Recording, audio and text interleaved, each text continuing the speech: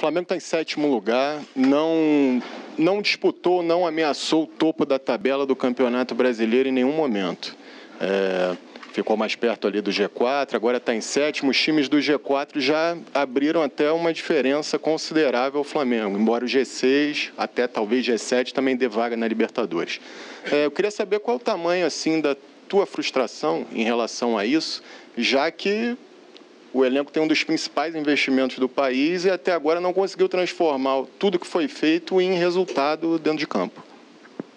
Bueno, yo pienso que habría que hacer la evaluación al final, ¿no? del torneo. No nos podemos precipitar a dar una sentencia. Oye, ¿no? Estamos haciendo una transición muy difícil.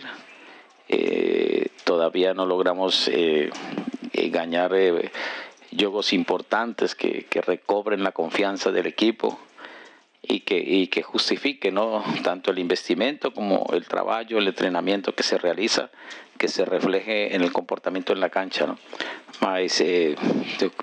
Yo soy de la opinión que no podemos hablar de frustración en este momento, ¿no?